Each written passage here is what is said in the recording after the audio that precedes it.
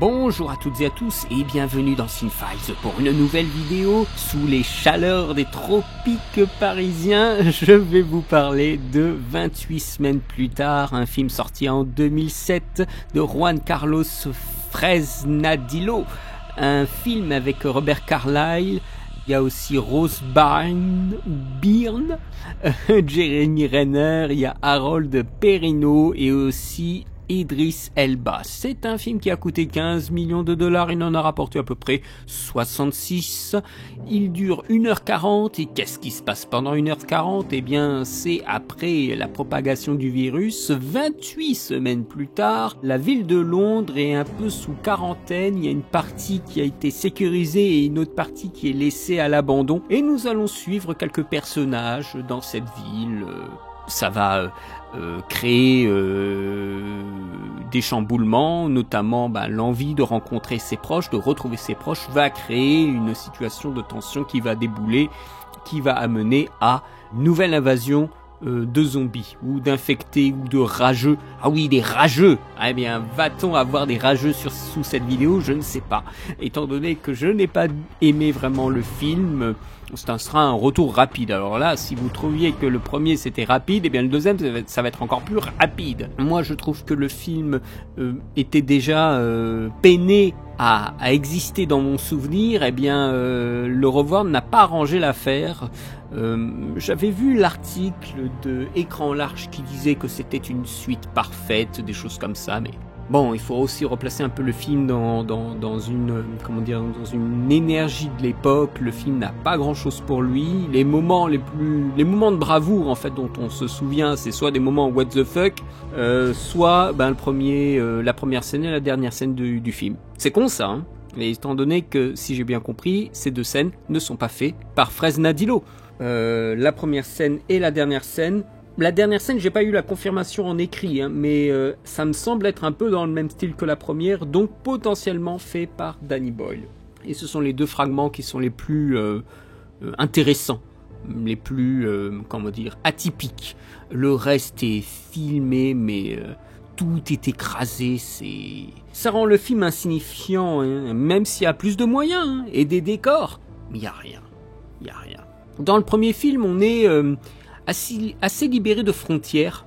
Il se balade comme ça dans Londres, sur l'autoroute, dans la campagne. Et bien ici, on est cloisonné. Dès la première scène, on sait pas où on est. On est dans un bunker. Non, on est dans une maison qui a coupé tous les ponts avec l'extérieur pour se faire oublier. Voilà.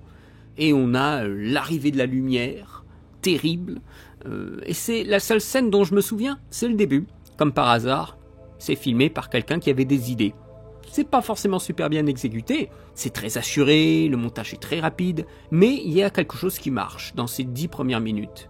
Une intimité, une violence, l'agressivité de la mise en scène, on a tout. La storycam, qui est accrochée sur l'infecté de dos, ça c'est un plan qui m'a marqué.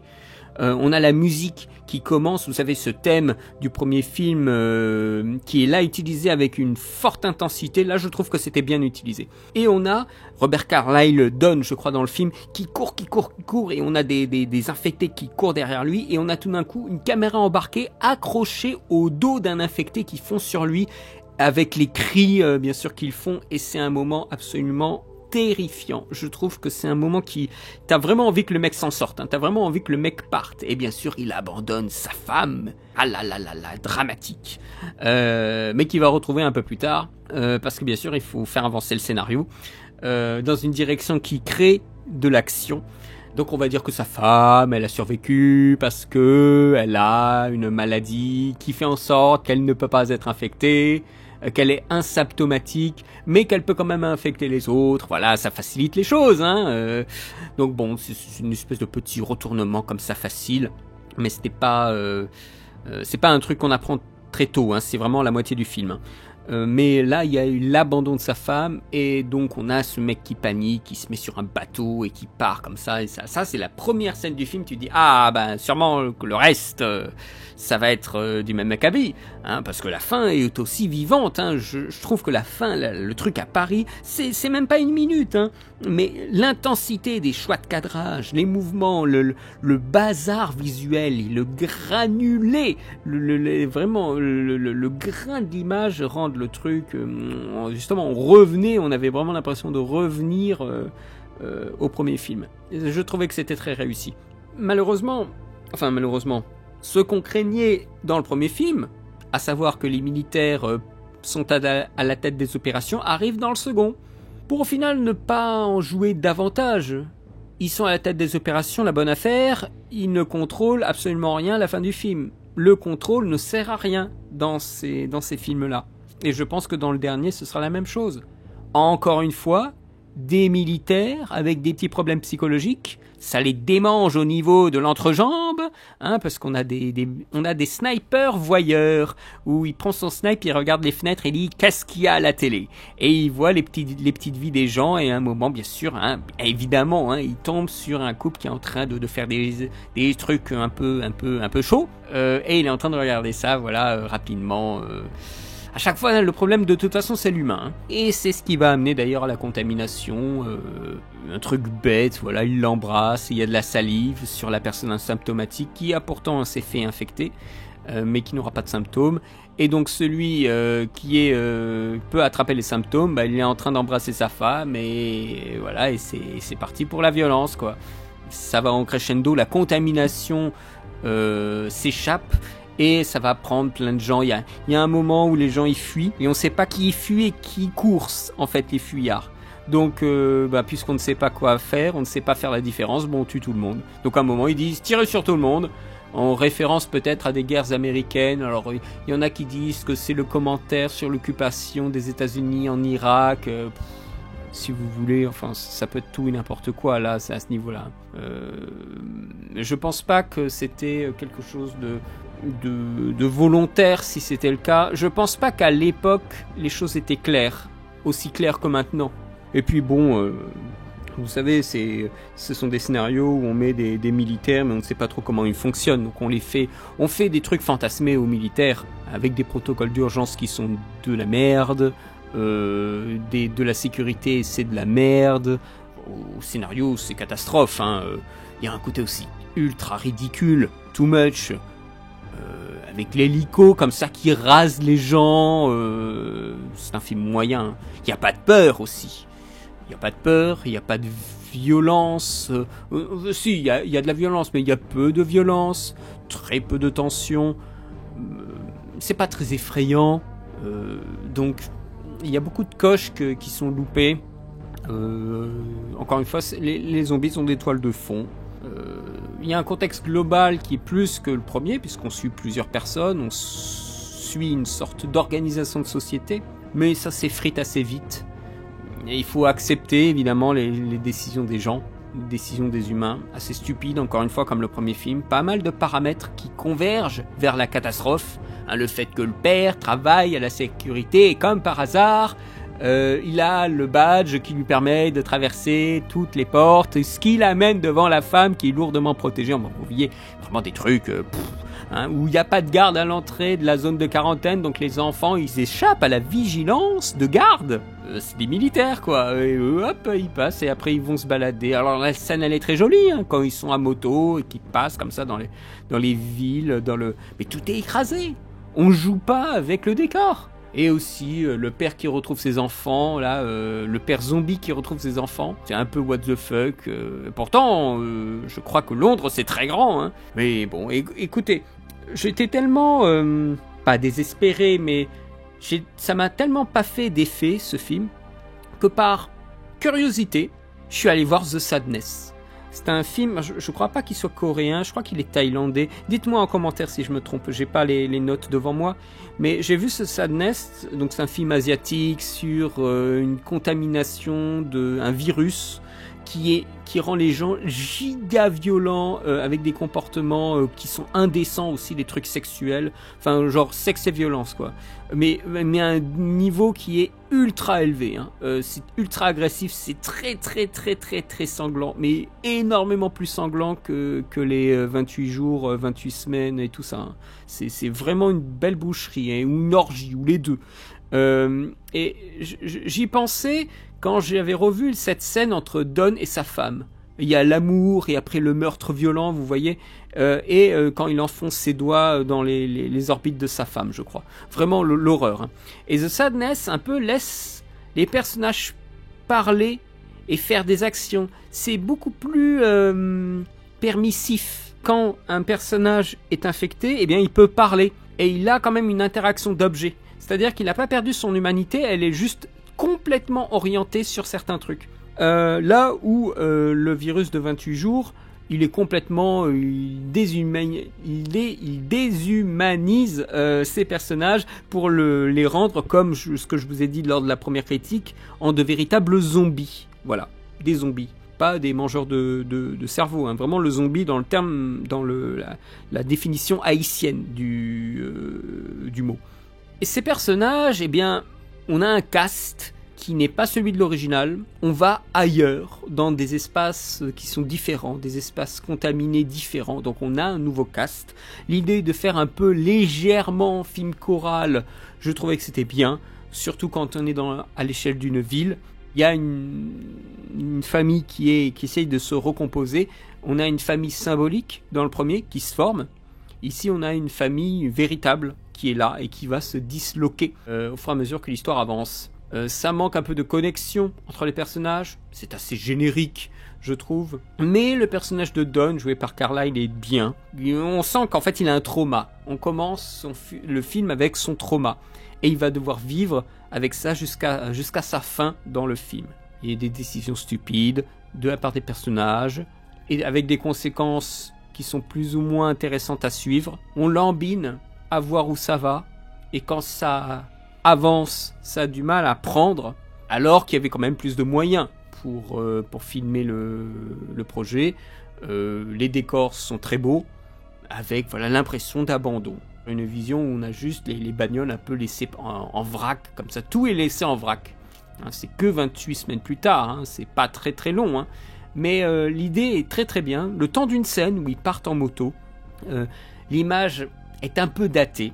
Comme je vous disais, il y a eu une tendance à l'époque qui était de faire un montage très très très serré. La caméra portée est très très vive. Des fois même, le montage est serré et c'est quelques images à peine. Et on passe à l'autre plan. Donc, sachant que 24 images par seconde, hein, c'est vraiment très très peu. Hein. Et je sais pas pourquoi ils font ça, mais c'est un style. C'est Jason Bourne qui est passé par là et les gens essayent de l'imiter. Des fois ça casse, des fois ça passe. Ici ça casse plutôt. Et tout est écrasé. Les perspectives n'existent pas. C'est assez triste. Après, il y a quelques éléments, quelques moments qui sont mémorables, à part les segments de Danny. Eh oui, c'est mon pote Danny. Eh ouais. Ben c'est quand Don raconte aux enfants ce qui s'est passé. Donc on a Don et sa honte qui s'exprime devant les enfants en lui disant qu'il n'avait rien pu faire pour sa femme et tout ça. Et au montage, on a ce qui s'est vraiment passé avec l'exposition de Don à ses enfants. Avec ces flashs de violence qui viennent rappeler les bobards du père, mais que les enfants, bien sûr, ne peuvent pas capter. Ça renforce la séquence en créant une différence entre le dialogue et les faits. Et nous savons tous que créer de la différence et un rapport de résistance entre l'image et le son est la meilleure façon de dynamiser une séquence et de rendre le spectateur attentif, intrigué dans la séquence. Et on se termine d'ailleurs avec... dans cette séquence-là, quand il narre un peu ce qui s'est passé avec le regard accusateur de sa femme, avant qu'elle ne disparaisse, on a le regard de sa femme. Et là, ça veut tout dire. C'est le regard. Tu as osé me faire ça. T'es en train de partir. Tu m'as pas aidé. C'est formidable. Moi, j'adore. Ça, c'est une belle séquence. Ça, c'est une séquence de montage qui est réussie. Et on a la grande séquence de contamination, la nuit. Dure à peu près 10 minutes. Il y a des enjeux de lumière, ça je leur accorde, des enjeux de montage, on joue sur des petits fragments un peu partout, entre les snipers qui sont en haut, le centre de commandement, les quelques héros que nous suivons qui ne sont pas encore morts, la situation des enfants, les civils qui paniquent dans tous les sens, et les snipers qui ne doivent pas se tromper, et au final c'est le massacre généralisé sans distinction. c'est assez spectaculaire comme séquence. Je crois que c'est aussi avec la musique du premier 28 jours, donc In Heartbeat. Mais bon, le montage ne rend peut-être pas compte, ne rend peut-être pas bien compte, ou peut-être est peut-être un peu trop sage. On cut très vite, montage très très serré, mais je suis pas sûr que un montage serré égale une bonne scène d'action. Potentiellement, hein. C'est une affaire de dynamique, d'enjeux déjà placés avant, qui vont se retrouver malmenés pendant la séquence. Donc tout ça, ça donne une drôle d'impression d'avoir un film qui est dans l'univers, en effet, avec des moyens, alors clair, c'est un petit budget, hein, mais on voit le film, on n'a pas l'impression qu'il fait 15 millions. On a quelques effets par ordinateur, ils ne sont pas très beaux, notamment des explosions, des effets de fumée, de feu, l'hélicoptère aussi n'est pas super beau, mais étant donné que c'est très monté, ça peut passer. La dynamique, elle est bien, mais les effets, le feu, la fumée, c'est pas très très beau. Donc le film, il manque en fait d'une vision claire, parce qu'on a l'impression qu'il a pris tous les plans qu'il avait et il a essayé de tout fourrer avec un montage très serré. Mais il faut faire des choix. Alors il y a un plan d'explosion dans la ville où il y a un choix fort. Je trouve ça bien, mais c'est trop générique. C'est trop générique. Et au final, on s'emmerde. Il y a un milieu de film où on s'emmerde. Commencer à tirer un peu sur tout le monde, là je me suis emmerdé. Alors que c'est censé être un moment de tension. Là, il y a eu un problème. Je ne saurais pas exactement déterminer quand, mais je pense que c'est une affaire de convergence, de ne plus avoir grand-chose à foutre des personnages, parce que les enjeux ne tiennent pas, avoir trop de bullshit dans les enjeux, les décisions de personnages, des choses comme ça. Un cumul. Je pense que c'est un cumul de choses qui m'ont froissé, qui font après où je lâche l'affaire. Et j'attends que ça se termine. Voilà, je regarde sans regarder, j'écoute sans écouter. Alors le film, il existe, voilà. Et c'est tout. Et c'est malheureux, parce que le film a plutôt bien marché, le film a des moyens pour rendre compte d'une certaine perspective, mais au final, pour moi, il est insignifiant. Je lui mets un 11 sur 20. Ce qui est pas, la différence n'est pas énorme avec le film précédent, hein, vous en conviendrez, mais pour moi, le basculement d'un point à un autre, c'est radical. Vous savez, quand vous avez vu des milliers de films, si on passe d'un point à un autre, c'est important. Voilà, c'est un gap à passer. Moi, je lui mets un 11 sur 20. Je trouve que les efforts sont quand même là, en fait, mais l'essai n'est pas convaincant, je trouve. Voilà, écoutez, j'espère que ce retour vous aura plu quand même. N'hésitez pas à me dire ce que vous en pensez du film, ce que vous pensez de ce que j'ai pu dire. Je vous ai dit que ce serait assez court, je tiens parole cette fois-ci. Mon Dieu, j'attends le prochain qui va arriver, voire même qui est arrivé à l'heure où je poste cette vidéo. J'irai le voir, évidemment. Faudra me laisser un peu le temps pour défricher, me poser les bonnes questions et enregistrer. D'ici là, je vous souhaite une très bonne journée, une très bonne semaine et à très bientôt pour de nouvelles vidéos. Allez, salut!